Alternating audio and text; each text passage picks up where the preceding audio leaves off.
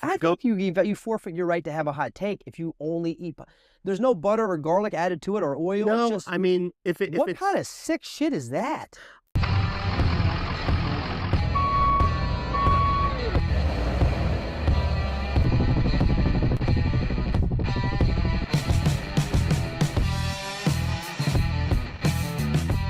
Welcome to Building Friendships. I'm your host, John Stosis, and today, another one of my favorites. He's a comic, he's a content creator, he's one of the hosts of the Boyfriends podcast, Mr. Corby. Hello, what's up? I'm here. I made it. I did it. I almost got stabbed twice, but we're here. I mean, it's worth it. We're building City, Lego. Dude. It's every day. It's better than yesterday. Yesterday was almost 3 times. That's pretty low. I used to come from Brooklyn. That's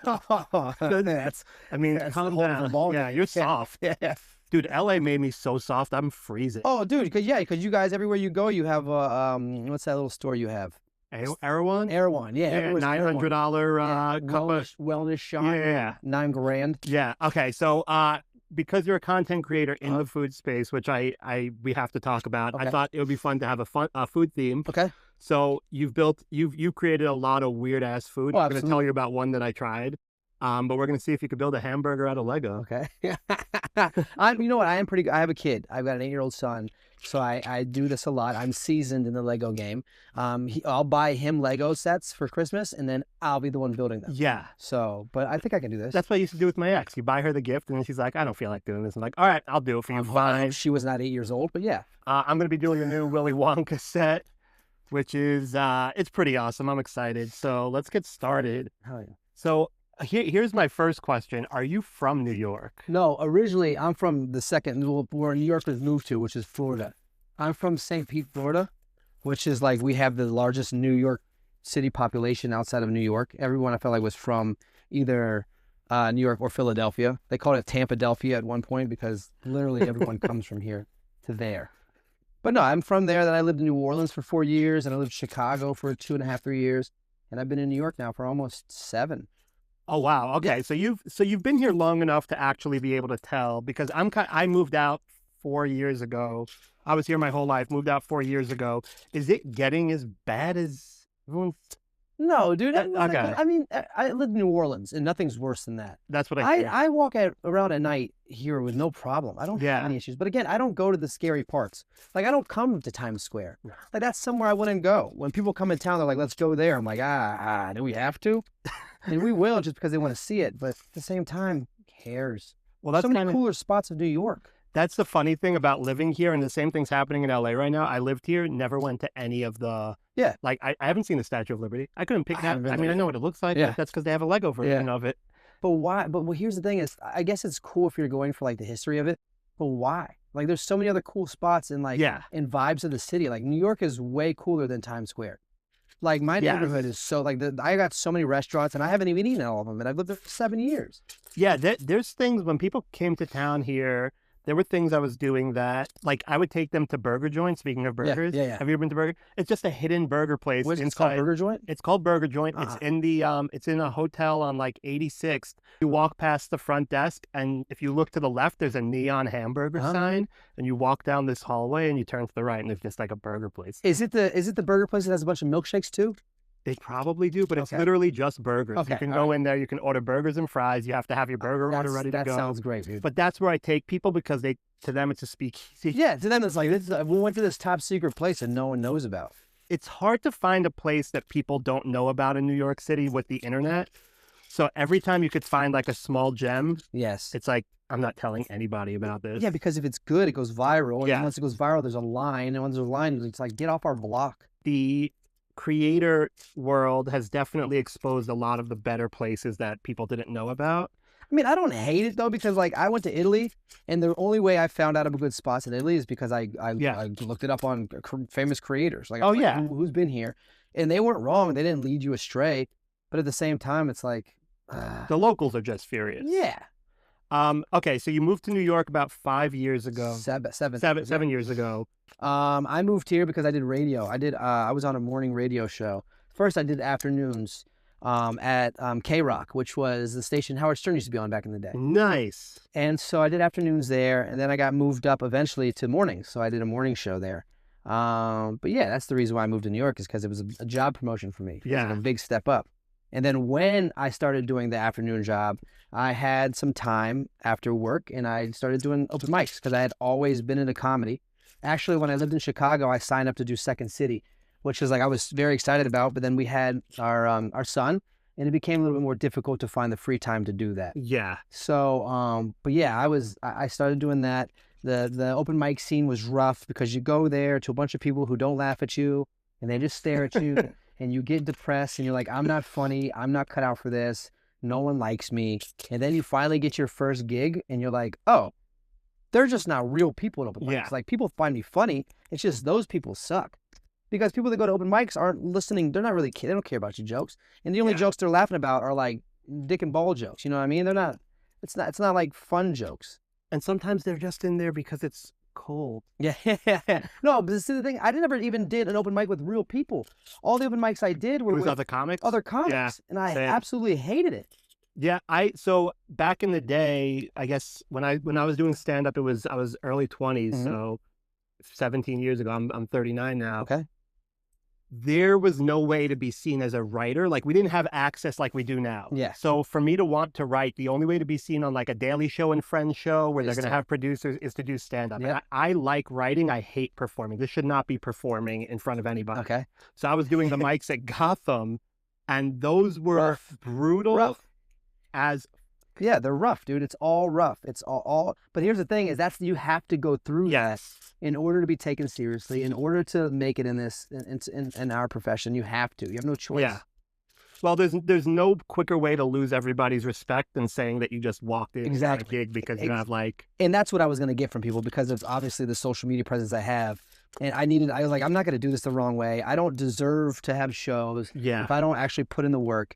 And I did that. I would say I had millions and millions of followers, but I was doing open mics in front of these small little crowds of comedians for a year and a half. That's what I was going to ask you. So you had your followers before you started stand-up. Oh, yeah. I had a ton of followers. And as much as people hate the idea of somebody just walking into stand-up and having that success built in, that's the way it has to be done now to get people out to you. Like most recently, I just saw you at your sold out show at New York Comedy Festival. Correct. Yep. You know how hard it is to sell out a local show when you have all those options? Yeah. You have to really build in a following that wants to leave their house in the freezing cold to come see you, pay money to see you in a place that doesn't really have food. New York Comedy Club has popcorn and Sour Patch Kids. Like even in LA, it's so hard to sell out a show now because there's so many options and it's so expensive.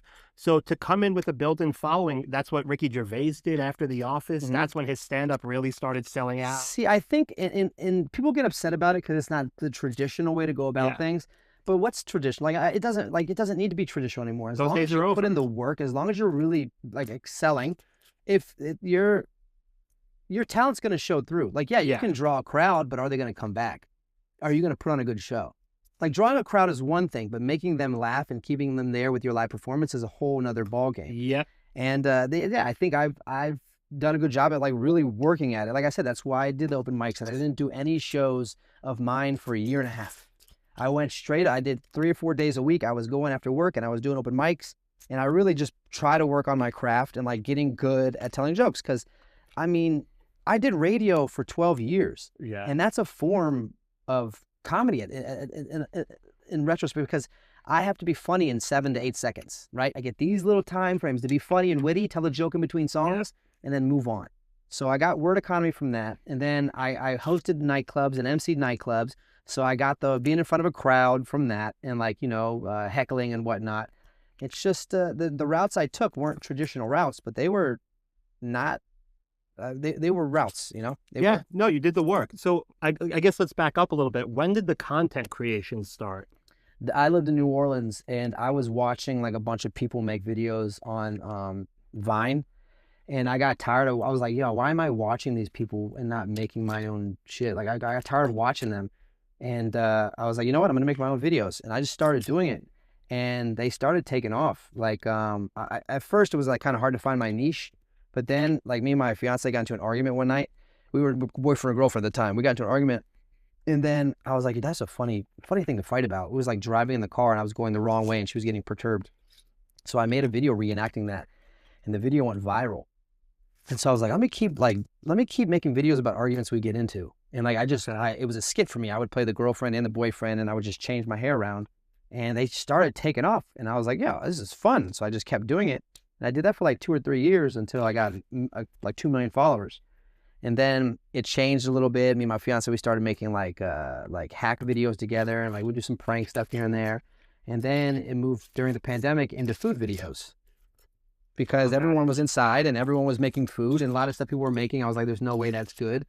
And so I would make it and try it, and then people liked my reactions. And it was fun because it was like an outlet for me to be goofy and funny, you know, because I was able to be quick-witted and goofy and say funny things. And I kind of enjoyed that. What were some of the things that you took a shot at in terms of the type of content that just failed? Oh, it was like what everyone was doing. It was just goofy, like, what was it? Like, I would do, there was a point in time where someone would see a video and then they would put their face in afterwards and like do something goofy. Like, okay. It was one of those things. It was kind of hack, and it was but I was just literally trying to find my way. Yeah. And then when I started making the skits that were original, it was just like, it just did really well. And I was like, this is fun. It's a way for me to be creative. I'd always wanted to be an actor. And so like, it was a way for me to do that. And everyone was like, don't, why are you doing this? You're not getting paid. This is embarrassing. And I was like, you'll see. Honestly, I've worked for free a lot of my life, and it's always paid off. Like when I got my first internship at the radio station, I worked for free for 3 years, and my parents were always like, why are you doing this? Go get a real job. This is not going to make you any money. And then I started getting paid by it, and they were like, oh, we were wrong. And the same with the social media. Everyone was like, what are you doing? This is ridiculous. You look foolish. And then I started getting paid, and they're like, can we borrow some? And I was like, no. That's the worst feeling in the world, when you feel like you're onto something and you're being told to go do something else. I don't know, dude. For me, like, it makes me want to do it even more. Oh no, it makes me want to do it even more, but it just feels like it sucks. It's when somebody doesn't see what you see, like, oh, this is gonna be a thing. Yeah, but it's happened so much to me in my life that like now it's just like, all right, now I know I'm right. Yeah. The more people say that, the more I'm like, I'm right. Is your wife a content creator also? She became one. Okay, that's what I was going to ask. So she wasn't one when you started? No, when I first started, she wasn't. She was one of the people like, this is embarrassing. You're making fun of us. Really? Yeah, and because of her friends, no one really knew it. No one really knew social media was going to be what it is now. You know? Yeah. That the content creators would be what they are now. It was at that point, like, everyone was laughed at and like, oh, this is goofy. But now it's just like, it's a real job. People are making real money from it, and it's still not respected by a lot of people, but I don't care. The reality is, if you're doing the work, the respect will come. I think people just see something and don't assume there's work being done behind it. Correct. And that's where everybody starts turning, and it's like, no, just take a look behind the curtain. You'll see. Also, I'm paying my bills. My family's living great. You know, I'm not worried about other people. Yeah, that's the other thing. It's like, stop reading comments. Exactly. That's the one thing I tell people. Well, it's easier to say, because like now you get rewarded for replying to comments now. Fair. So now like Facebook wants you to reply to comments. So like you have to go on there and you have to look and see what's going on. And then you're just like, it's just like, stop being mean. Like, I'm a person too. Yeah. Like, and I'll deal with a lot of it really well, but sometimes I'll fire back. And people will be like, why are you saying that to me? And I was like, well, you said it first, bully. Like, that's one thing I think that's where I got my comedy chops from, is when I was a kid. I was very small and I got picked on a lot, and I kind of had to fight the bullies with words. Yeah, you know. So that's what I did. Yeah, no, I think a lot of us who have some kind of sense of humor got bullied. Yeah. I fully support bullying. I think it builds character. It made me who I am. I'm completely honest. I am who I am because of it. Same. No, if I wasn't bullied, I don't think I'd be as quick-witted as I am now, and able to come up with some of the stuff I say on stage. Yeah, well, quick-witted, and also able to take rejection, or able to take any kind of criticism. Like, it builds such thick skin. I wouldn't say bully someone till they no. You can tell who can take it and who can't take it. The person that's getting bullied and firing back, you know, that person can cut it. But some people can't. Some people can't take it, and that's, you know, it is what it is. But again, it made me who I am. Do people assume they're going to expect content Corey to show up when they come to your shows, or have you built up enough stand-up following? Yes, at first, but now they know. Now I think I've posted enough online. Yeah. And when I post the ads, like I post it for me doing stand-up. So it's not even, I don't even post me doing stand-up, because I'm not giving away the routine. You know, people are like, why don't you post your bits? And I'm like, well, why would I? So when I try to do a special, I can't do any of those good jokes. Like I've posted jokes and like me making fun of cities and joking about cities, but I'm not gonna post any of my like routine online. And that's smart because right now everything is so oversaturated with stand-up. Yeah. That the one thing you risk is obviously people are like, oh, he's a crowd work comic, but then when they go to your show, they're exactly like, nope. Actually, I had someone that come to my show. They were like, I thought you were gonna do all crowd work, and I was like, no, dude. No, that's completely understandable because, like Theo, when he did an hour at the store a couple of years ago, and his opening joke is, "Bet you didn't know I could stand up." Like people thought they were gonna see podcast Theo. But the funny thing is, to me, is when I get done with the show, they're like, I was not expecting that. That was way better than what I thought it was going to be. And it's funny because usually the husbands come in and they're thinking it's going to suck and that they don't like me because of my voice or some other shit. Yeah. But then they see the show, and after the show, they're like, yo, dude, that was way better than your cooking videos. And I was like, yeah, it's not even comparable. It's not even, you can't compare the two. That's the problem with the internet. You're living life in snippets, and it's making you're just not able to see a person doing what they do in the full form. Correct. And that's, I think, part of the problem is they don't want to leave the house now because of. Yeah, of course. A lot of people just stay at home and watch these videos, and it's like, this isn't. It's hard to get people to want to come out. Yeah. Well, the prices, the economy, the fact that they will come out to a show and they'll be pissed off because they just saw this comic do this material. Yeah. The last time they were in town. Yeah, but also don't come to a show that was 6 months ago. If you like, don't expect me to write a whole new hour. Like I did new jokes. That's true. I've done that before, where I'll do a show and then 6 months later I'll go back, and like I'll have to figure out new jokes to do just because I feel bad if someone's been there before. But at the same time, you can't expect me to work on a whole new hour when I haven't even filmed my special yet, you know? To some extent, I think that's what makes someone a good comic, when people do have that expectation. Oh, yeah. Because they think that, like, oh, he's off the top of his head. This isn't written material. Like, they don't know how stand-up works. Exactly. And then you show up and you're like, no, this is all written. Okay, so you start the content. You blow up with the content over the pandemic a little bit. You grow your following. You start stand-up. This was after the pandemic? After the pandemic. I started stand-up before the pandemic. I did open mics, and I did my first produced show before the pandemic. Started going really well. The booker for Caroline's found out what I was doing, and he wanted me to do my own featured show there. In hindsight, I wasn't ready for that. I'm glad the pandemic happened, because it wasn't the route that I should have taken. But they hired me to do, they didn't hire me, they booked me to do my own show, and I said yes. And then the pandemic happened, so we had to cancel that show. So then I started doing Zoom comedy, which was literally the worst. It was the worst thing I've ever done in the world, because you're doing comedy to people who they can't laugh because they're not, you know, it's you can't hear them laughing. So that sucked. But, you know, you got to do what you got to do. At that point, nobody knew if comedy was coming back. I mean, correct. We could have figured it was coming back, but at the same time, everyone was worried. Everyone was so scared. It's like, when is it going to come back? I have bills to pay. Dude, I took that time and I really blew up on social media, and people like say the pandemic sucked, but for me, that was the most money I've ever made in my entire life. I'm one of those people that, quote unquote, thrived during the pandemic. Yeah, dude. And it feels shitty to say, yes, a lot of people died, but some of us that were trying to keep ourselves sane, we were keeping busy and doing what you gotta do. Yeah, that's when I started this web series. And it was just great. This is fun, dude. I'm like, I don't know if like I have a little bit of autism or not, but this is great. You are. I would say you're high on the spectrum. I think so. You are frustrating. I think I do. I am. I'm not kidding. I mean, you have half the burger already done, dude. I'm killing it right now. So the pandemic happens. Pandemic's over. You're back. Oh, I know. I didn't come back. My management team was kind of upset. They're like, "Are you gonna start doing comedy again?" Because like I signed with WME. And I know myself, and I was like, no. And they're like, why? And I was like, because I'm not ready. Because the only time I'm going to do stand-up is when I can fully immerse myself into doing stand-up. Because I can't, I'm the type of person that if I'm going to do it, I'm going to go like hard at it. Yeah. And I wasn't ready for it. I wasn't ready to go hard at it. So I didn't do stand-up for a while. And after the pandemic happened. And I was still making a lot of money. I was still doing well on social media. But then I hung out with Trevor Wallace. And I live near the New York Comedy Club on the Upper West Side. And him and I went to the burger place, got some burgers, and on the walk back, he saw how close I was to it. And he goes, bro, if I lived here, I'd be doing this spot every night.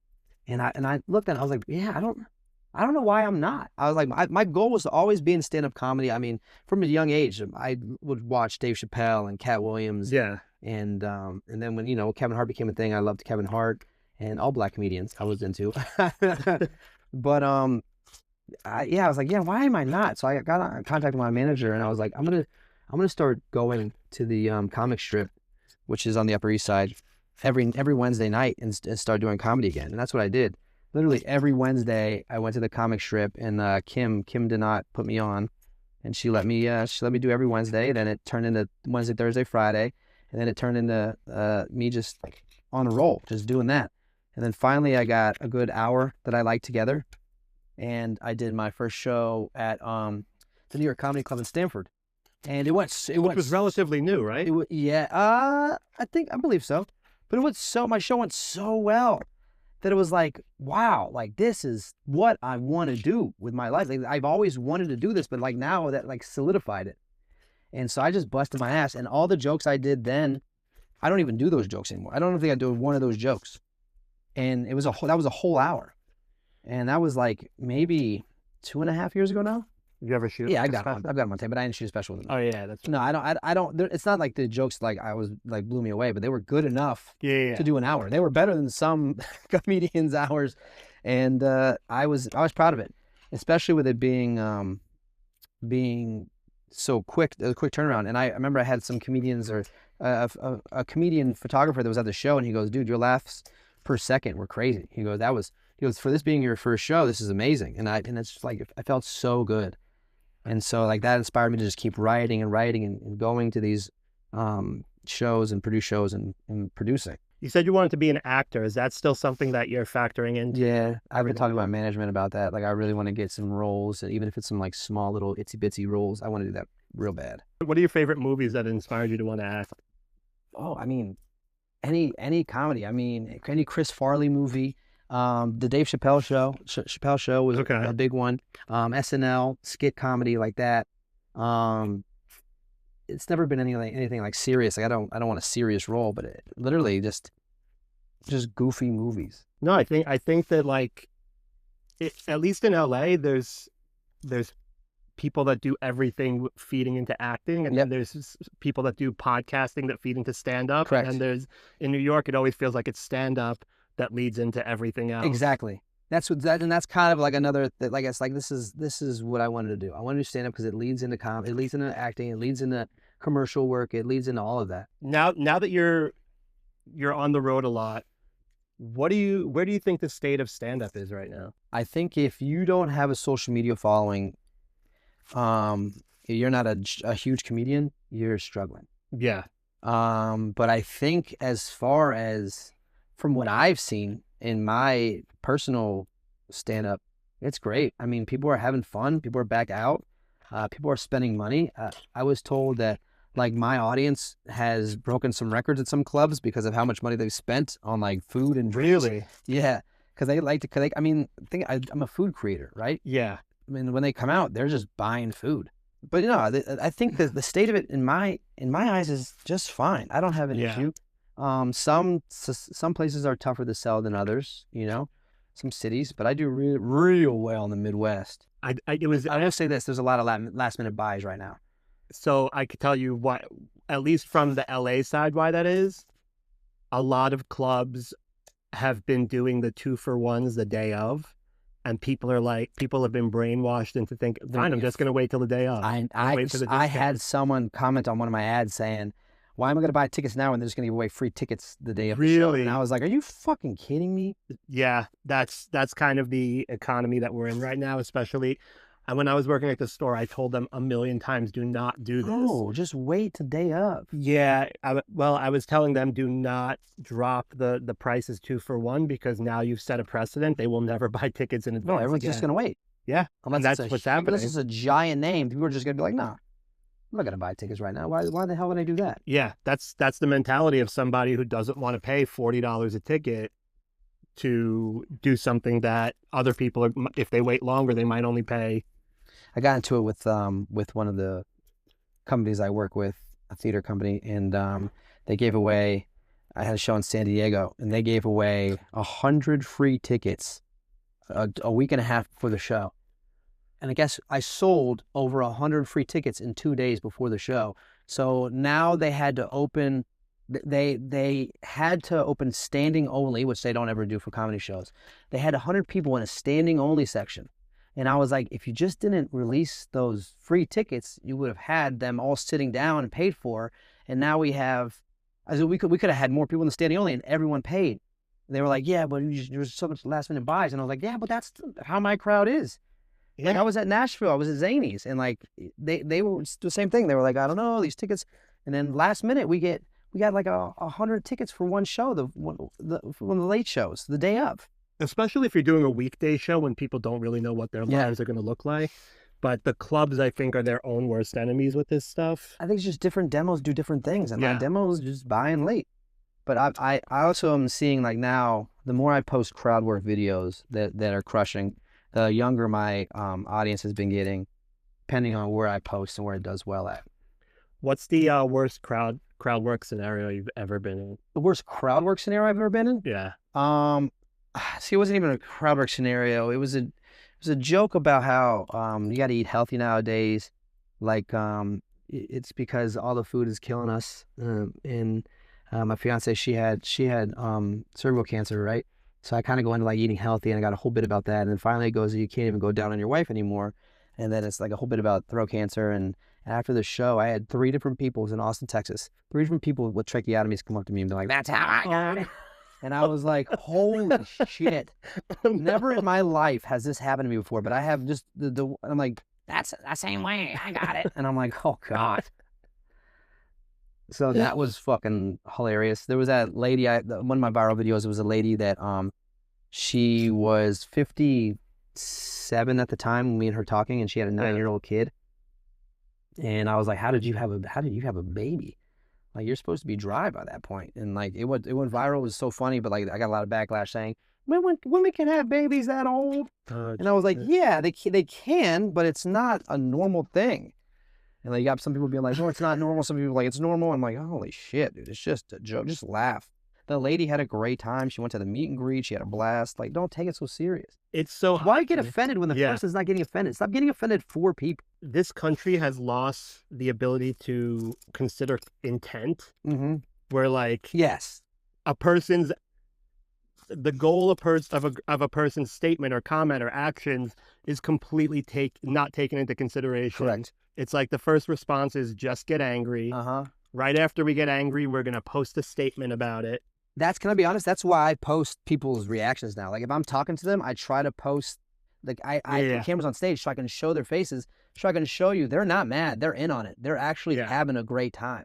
Like, no one's like, I would never bully someone at a show. I've said things at a show before where I saw someone was uncomfortable and I backed off. Yeah. I was like, I'm not fucking with them. I don't want to make someone feel uncomfortable. But that's what a good comic can read the room. Yes. But like, in people, I'll say I go on, and all the videos you see me doing crowd work are literally in the first 5 minutes of my set. Like, I go on right away and boom, I just pick apart people real quick, and then I'm in and out of it. Well, that's what I noticed when I saw you at the New York Comedy Club. Yeah. You opened up with it. I was like, oh, I wonder if this is his whole set. Nope. We get in real quick, open up, and that's it. It's just in and you get those first laughs, and everybody's on board. Correct. Exactly. You gotta lube them up. Yeah, basically, yeah. And I hate when people are like, oh, you're doing crowd work, you're copying Matt Rife. And it's like, dude, if you knew anything about comedy, Matt Rife is not the person who started crowd work. In fact, it's so far, crowd work started with, I guess true crowd work started with Don Rickles back in the 70s. And like, he was the very first true, they didn't really have material, just went on stage and made fun of people. Exactly. And it's like, that's where it rose. And now people are doing it all over. It's just, he became the first one known for it in our generation because he's great looking and he's good at it. And he took advantage. Don Rickles did not have social media. No. And he was as famous as he was. Exactly. Right? Which is crazy. Exactly. Back to the food thing for a second. So I saw one of your videos and I was like, okay, I've had weight issues my whole life. I'm like, I'm looking for an alternative that's healthy. So I tried, this is how I know you're popular. I tried artichoke heart mozzarella sticks. Dude, it's weird, right? Weird, but it took me so long to find artichoke hearts. I immediately thought this is because everybody saw. We're in LA. Everybody's making artichoke heart mozzarella sticks. It was weird how good they were. It was very weird because like the consistency was kind of similar to. It was just again, I enjoyed it. Yeah. And I don't even like vegetables like that. No, I don't eat vegetables. Like, look at me. I don't eat vegetables. Yeah, what's a vegetable? What? Green? Get the fuck. Show me the burger place. Yeah. I just got back from Appleton, and I literally we were there for 3 days. I had 4 burgers. Because I have medical issues, like I had medical issues, like there's a lot of shit I can't even eat, and like lettuce is Really? Yeah. Stomach issues? I lost I had to get my large intestine removed. Oh no. So Yeah, because that's hard. It's greens like that. Leafy greens are hard to yeah, the rough tear it down. Yeah. So I could barely have salads. Lucky you. You can't have salads, man. Lucky me. Yeah, so I can't have salads, so I have plants. The thing with your videos is like I do look for things. I'm like, can I try this? Is this gonna work for me? The artichoke hearts was the one that I was like, this is actually scary good. We will try to make like things that are a healthy alternative now because my fiance did have cervical cancer. Yeah. So like we do try to be conscious of that. What's the most disgusting thing you've tried? Cornstarch cookies, dude. It's like you make these cookies out of cornstarch, and they were just the fucking worst. That sounds terrible. They were dry, and I didn't even post a video. People were like, "What?" People were like, "Why don't you ever try anything gross?" And it's like, I just don't post about it. Because there are some creators who do only post the gross stuff, and I'm like, I want to see what stuff works. I want you to want to share the video with your friends and want to make it, because that's how I make money. No one's sharing the video of something gross and be like, "Yo, let's try this." Let's do a new segment sponsored by Rode this episode called Block Takes. I want to hear some of your hot takes. They can be about anything. If you want to keep them food related, let's go. Well, how about we do an influencer related? Let's do it. People love to hate on influencers, but I guarantee you, if given the chance, they would trade their life with mine any day. Ooh. I guarantee you that all the people that are like, get a real job, and I've had that happen. I guarantee you, if they had a chance to live my life, they would trade me any day. I mean, I don't think that's hot of a take. I think everybody's on board with that. I don't know, dude. People like to pretend like what I do is like it's hack and like I would never do that job. But at the same time, like I get to walk my son to school every day. Yeah. And then I'm there to pick him up. Like after this, I got to do this with you. I didn't have to ask my boss for time off. Yeah. I got to come here. You know what I did today? I woke up, I got coffee, I went to the cafe with my fiance, I went to the gym, I went home from the video, I came here. Now I'm going to go hang out with my son. We're going to go to the batting cages. Like I get to, like my life is like exactly what I wanted to be. I can't structure like going to work at 9 to 5. I couldn't do that. And I would be very bad at it. And it's just funny to me when I go someplace and they're like, get a real job. This isn't a real job. You're a hack and this and that. I'm like, dude, you would trade with me any day. I guarantee it. I can't imagine anybody could argue that other than people who don't have any ability to be on the camera. You know what I mean? Like anybody, I wouldn't say anybody can do what you do, but anybody can start creating content if they want to. Like you do a very specific thing and you're good at it. Anybody could start creating content unless they don't think that they can do that. Yeah. That's where the attacks come in. It's like, it's just funny to me. Like why? Yeah. Like why are people so mean? I just watched a video of Bobby Altoff. I don't know if you saw it. Yeah, I saw that. Again, she's new to the game. So like, I don't know.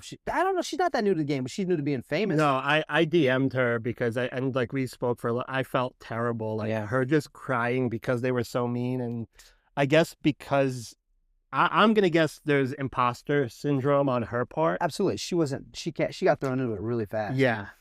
But I felt so bad that she's like reading comments about, because they know how to get to you. That's the thing. They want to. They're trolls. A lot of these people want you to. A lot of people, and this is what I went through in school. This is why I kind of was able to prevail, because these people that are saying these mean things, they're hurt, dude. Yeah. It takes a hurt person to try to hurt someone. Like, and that whole saying, I know it's cliche, but hurt people are hurt people. Yeah. That's the realest shit ever, because like no one that's in a good mental state or happy with their life is going to say something poorly about someone else. Why? Yeah. What reason do you have? No, I agree. I think if you're happy, you're not. That's why I never understood the competitive side of being a creator, being a comic. It's like if everybody wins, everybody wins. You know how many times I've at least comedians I've like, dude, I'll help you with these videos. I'll help you. Yeah. Like ask me for help. I'll help out. Like why burn bridges? I would never do that. I would never burn bridges with someone. No, there's just no reason for it. We can help each other and both make money. Like, that's why I don't know. I never understood what, especially in LA, it's so competitive on the podcast side. I'm like, you guys are doing different things. Why are you not on the same team? Dude, it's ridiculous. I know there's only 24 hours in the day and people could only watch this show or that show. But it doesn't mean you have to break down the other show and they're going to come over and watch. If you're doing a sports podcast and they don't like sports, there's nothing you can do to get them to watch what you're doing. And there's enough revenue to go around for everyone. Trust me. Yes. Billions of dollars in ad revenue. Like Yeah. we can all get a piece of it, work together, and actually help each other out. And that's what I don't get, that whole aspect of like, I remember when I first started doing comedy, someone was like, he's a hack, this and that. He's only doing it because he's got a following. I'm like, maybe try to be my friend and like, let's help each other. Yeah. Instead of like tearing each other down. Well, so it's funny you say that because nobody was tearing you down, but the funniest thing was when we first met through my old job, the description of you was, oh, he just does content. Yeah. And it was like, yeah. Then I started looking you up and I took the meeting with you because I'm like, no, he doesn't just do content. He's doing a million different things. I started from traditional entertainment. But I think when you get put into a box like that, it's somebody that just doesn't want to give you the credit that you deserve for what you've done. Fine. Whatever. So my other hot take was, if you need ranch for pizza, you don't like pizza.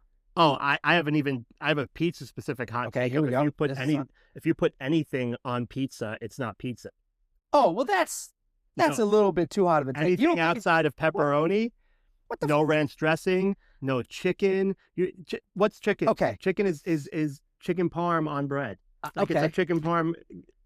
All right, I'll give you that. But I honestly, God, I do enjoy dipping my crust into ranch or blue cheese. I don't necessarily need it.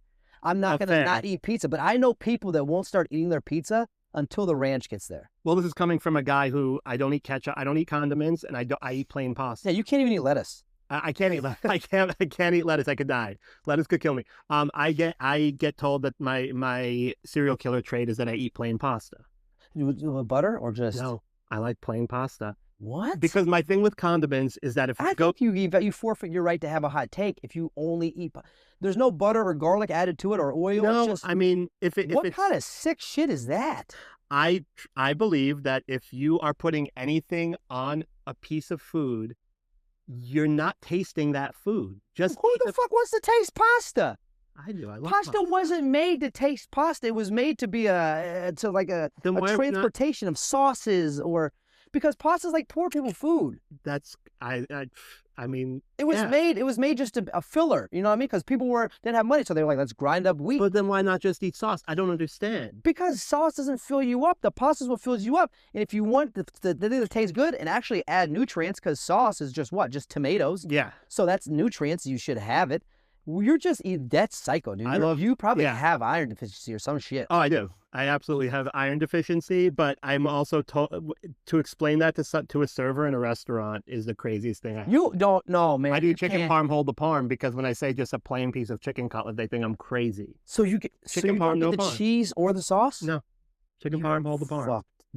You just want chicken cutlet. Just say chicken cutlet. I do. They look at me like Boy, they what are. Do you mean? Nothing on it? Like, no, just breaded chicken cutlet.